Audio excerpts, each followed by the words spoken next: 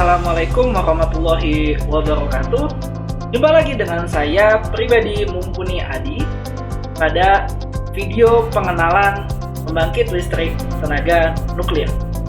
Di video yang pertama, saya sudah membahas terkait dengan pengenalan PLTN secara umum. Jadi prinsipnya itu seperti memasak air ya. Kemudian di video yang kedua, situ saya menjelaskan terkait komponen dan bagian-bagian yang ada di PLTN. Kemudian di video yang ketiga, saya menjelaskan terkait dengan bahan bakar nuklir, yaitu di uraniumnya ya, uranium dioksida yang digunakan. Nah, pada video yang keempat ini, saya akan membahas lebih detail terkait dengan proses menghasilkan uap pada PLTN. Artinya gimana sih proses masak air yang sebenarnya terjadi? Apakah benar memang tidak ada ledakan di dalamnya atau seperti apa? Mari kita simak videonya. Baik, tadi pada video yang ketiga mungkin saya sudah jelaskan bahwa ini adalah gambar dari suatu fuel assembly. Di dalam fuel assembly ini terdapat fuel rod yang di dalamnya terdapat pelet-pelet bahan bakar. Dan air di sini dia akan mengalir di sela-sela fuel rod. Nah, kita bisa lihat seperti ini. Jadi yang warna merah itu adalah fuel rodnya, sedangkan yang warna biru-biru ini adalah air yang mengalir di sela-sela fuel rod tersebut. Nah, kemudian kalau kita lihat secara besar, di sini kita tahu bahwa air ini disirkulasikan melalui pompa seperti ini. Kemudian dia masuk ke dalam reaktor pressure vessel. Dia masuk ke sini. Nah, air di sini suhunya itu lebih dingin. Tapi jangan dibayangkan bahwa dinginnya itu seperti air kamar mandi ya. Dingin di sini itu suhunya 288 derajat Celcius. Kemudian dia masuk dan dia akan mengalir ke sini ya, akan melewati sela-sela di sini, sela-sela fuel rod. Nah, fuel rod di sini itu panas.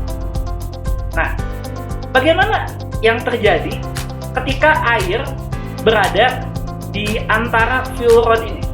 Nah, mekanismenya ini akan saya coba jelaskan. Jadi kalau kita lihat, kita ambil saja di sini adalah satu channel ya, satu bagian saja. Jadi ini adalah fuel. Kemudian di antara fuel dan bagian cladding itu ada gap ya.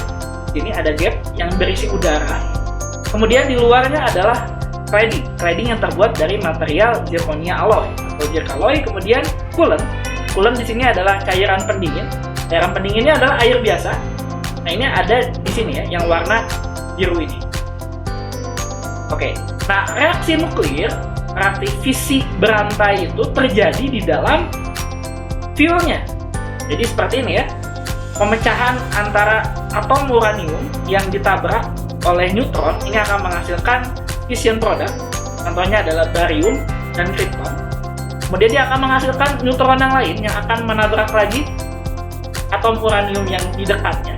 Nah, jangan lupa bahwa pada reaksi ini dia akan menghasilkan energi. Nah, energinya itu 200 mega elektron volt. Nah, energi yang dihasilkan ini akan menjadi energi panas atau kalor. Jadi kalau kita lihat di sini, maka di bagian fuel, apalagi di bagian tengahnya itu akan lebih panas. Dia akan menjadi lebih panas. Nah, ini terkait dengan proses perpindahan panas atau heat transfer di sini, maka akan terjadi perpindahan panas dari bagian yang lebih panas menuju bagian yang lebih dingin, yaitu di bagian coolantnya. Nah, proses mekanisme transfer panasnya ini terjadi secara konduksi. Jadi kalau ini saya gambarkan, nah ini adalah bagian tengah. Ini suhunya bisa mencapai 1000 derajat Celcius. Lalu suhu ini akan menurun. Jadi ini kurang lebih profil temperaturnya. Nah, ini adalah di bagian permukaan luar di fuelnya. Lalu dia akan melewati bond layer atau gap di sini. Dia turun. Nah, kemudian dia akan ke cladding. Nah, ini adalah proses di ujung di cladding. Nah, lalu di sini adalah di coolantnya. Jadi di coolant itu keluarnya itu sekitar 300 derajat Celciusan. Baik, kita kembali lagi ke gambaran ini. Jadi air yang melewati bahan bakar ini akan menjadi lebih panas. Untuk tipikal pressurized water reactor, suhu air yang keluar di sini sekitar 315 derajat Celcius. Tapi ini masih berupa air, artinya dia tidak berubah fasa menjadi uap.